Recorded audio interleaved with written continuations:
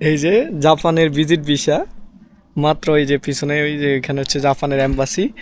এই মাত্র জাপানের ভিজিট ভিসা, দুইটা ভিসা আমার এবং কি আমার ওয়াইফের ভিজিট ভিসা নিয়ে বের হলাম কোনো প্রকার টাকা ছাড়া, মানে টাকা ছাড়া জাপানের ভিজিট ভিসা করলাম।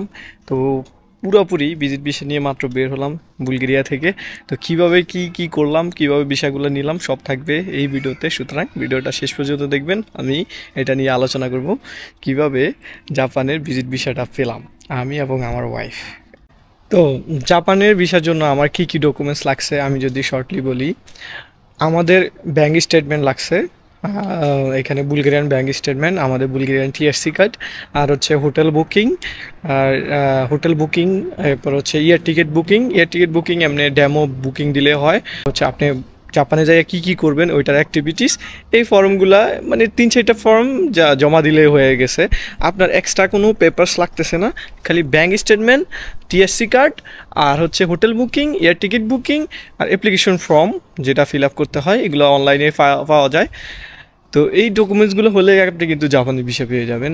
আর জাপানের এম্বাসিতে কোনো ফি লাগে না, কোনো প্রকার ফি ওরা নেয় না, মানে জিরো ফি। আমার মনে হয় বাংলাদেশিদের জন্য এই ফিটা নাকি সবার জন্য এরকম, আমি জানি না। তো আমি শুনেছি বাংলাদেশ থেকেও নাকি কোনো এম্বাসি ফি লাগে না, এটা ভালো দিক। তবে এই সেম বিষয়টা যখন আপনি বাংলাদেশ থেকে করতে যাবেন, সেক্ষেত্রে আপনার ট্রাভেল হিস্টোরি দেখবে। আবার হচ্ছে আপনার লাস্ট 3 বছরের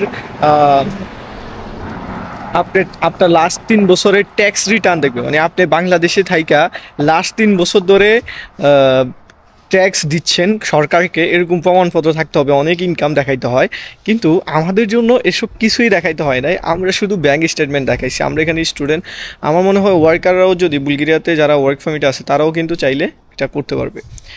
এখন আসি আপনারা কিভাবে, মানে ইউরোপের যারা বিভিন্ন দেশে আছেন তারা চাইলেই এই রিকোয়ারমেন্টগুলো ফিল আপ করে, মানে এই ডকুমেন্টসগুলো জমা দিয়ে ইজিলি টাকা ছাড়াই ভিসা নিতে পারবেন।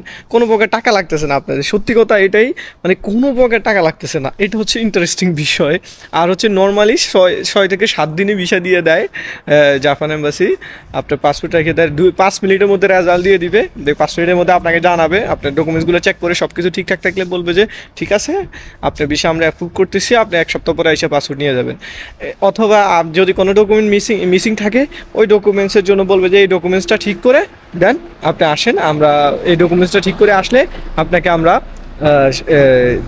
মানে ঠিক করে দিব, মানে ইনস্ট্যান্ট ঠিক করে দিতে পারবেন, কারণ ডকুমেন্টসগুলো ইনস্ট্যান্টে বানানো যায়। হোটেল বুকিং আপনি 5 মিনিটে করতে পারবেন, এয়ার টিকিট বুকিং 5 মিনিটে করে ফেলতে পারেন কোনো প্রকার টাকা ছাড়া।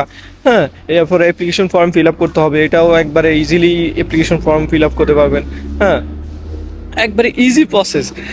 তো যারা বাংলাদেশে আছেন আপনারা, আমি বলবো যে আপনি যখন বাংলাদেশ থেকে বাংলাদেশি হিসেবে অন্য দেশে যাইয়া, যে কোনো দেশে যাইয়া যখন লিগ্যালভাবে বসবাস শুরু করবেন, আপনার ইউরোপের পথটা অনেক ইজি হয়ে যাবে। মানে ইউরোপ না, মানে সরি, মানে বিভিন্ন দেশের ভিসা প্রসেসটা আপনার জন্য অনেক ইজি হয়ে যাবে। আপনি যখন লিগ্যালভাবে অন্য দেশে স্টুডেন্ট হিসেবে বা অন্য যে কোনোভাবে বসবাস শুরু করবেন, আপনাকে কিন্তু অনেক দেশেই ভিসা দিবে। হ্যাঁ, আপনি লিগ্যালভাবে অনেক দেশে অনেক ভালোভাবে লো রিকোয়ারমেন্টে ভিসা পেয়ে যাবেন। আর বাংলাদেশে থাকলে, বাংলাদেশে থাকা অবস্থায় ভিসা করা যায়, বাংলাদেশেরাও পায়, কিন্তু অনেক রিকোয়ারমেন্ট দরকার হয়। তো বাংলাদেশ থেকে অন্য একটা দেশে যখন বসবাস শুরু করবেন, আপনারা ইজিলি অন্য দেশে ভিসা পাবেন ইনশাল্লাহ। এছাড়াও যদি আপনাদের কোনো ইনফরমেশন দরকার হয় জাপানের ভিসা নিয়ে, আপনারা আমাকে কমেন্ট সেকশনে জানাবেন, আমি অ্যান্সার দেওয়ার চেষ্টা করব। সবাইকে ধন্যবাদ ভিডিওটি দেখার জন্য। আসসালামু আলাইকুম।